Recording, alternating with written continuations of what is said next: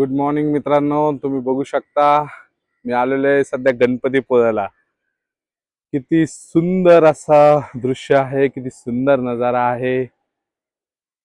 अथांग पसरलेला अरबी समुद्र आणि निर्मनुष्य असलेला बीच. ऍक्च्युली निर्मनुष्य म्हणण्यापेक्षा हा फक्त प्रायव्हेट बीच आहे या रिसॉर्टचा, ज्या रिसॉर्टला मी राहतोय. Blue and ocean the fun resort आहे गणपतीपुळेचं. हे 3 किलोमीटर पासून आहे मालगुंड साईडला. तुम्ही बघू शकता किती सुंदर असा समुद्र आहे, किती सुंदर बीच आहे, अतिशय सुंदर आहे.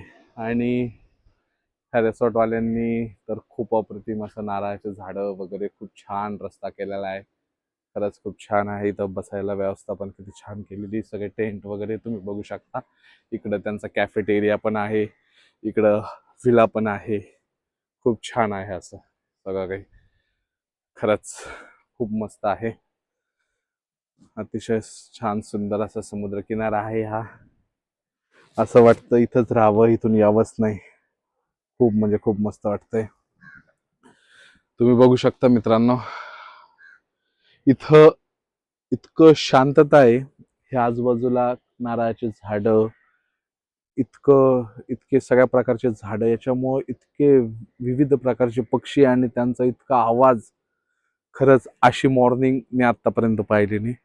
खूप सुंदर मॉर्निंग आहे, खूप सुंदर. तुम्ही ऐकू शकता, तुम्ही इतका छान छान पक्ष्यांचा आवाज येतो इथं. लिटरली सकाळी उठलं ना मन प्रसन्न होतं. आपल्या लहानपणी म्हणजे माझ्या लहानपणी तर असंच व्हायचं की पक्ष्यांचा आवाज यायचा. सगळेजण छान, आपली जी सुरुवात होती ती पक्ष्यांच्या आवाजाने व्हायची.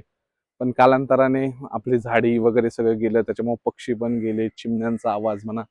पण आज खरंच इथं आल्यानंतर मी या गोष्टी खरंच आज परत बॅकमध्ये गेलेलो आहे माझ्या, की खरंच छान वाटतंय मला. खूप छान आवाज आहे पक्ष्यांचा, तुम्ही बघू शकता. किती सुंदर व्ह्यू आहे, किती सुंदर.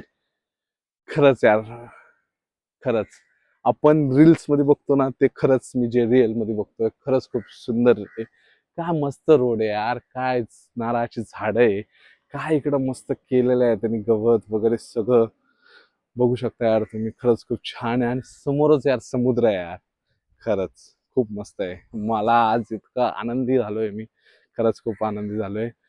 गणपतीपुळ्याला तुम्ही तिन्ही वेनी येऊ शकता. तुम्ही रो फेरी मुंबईवरनं जी चालू झाली रत्नागिरीला, तुम्ही तिन्ही पण येऊ शकता. त्याच्यानंतर फ्लाईट्स पण आहे, पण फ्लाईट्स जास्त रत्नागिरीवरनं नसतात आय थिंक.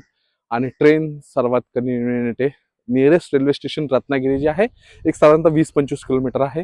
तिथून तुम्हाला बस, ॲटो वगैरे काही पण भेटून जाऊ शकतं गणपतीपुळ्याला येण्यासाठी. खरंच खूप छान आहे गणपतीपुळे. शांत समुद्र आहे, छान आहे वातावरण, एकदम निसर्गाच्या सानिध्यात लपलेलं गाव आहे हे. एकदम साईडला डोंगर वगैरे, झाडं, एकदम निसर्गाच्याच आपण याच्यात जवळ कुशीत राहिल्यासारखंच होते. आणि त्याच्यात हे ब्ल्यू अँड ओशियन रिसॉर्ट्स खरंच खूप सुंदर आहे, खरंच खूप छान आहे. तुम्ही बघू शकता, खरंच खूप आहे.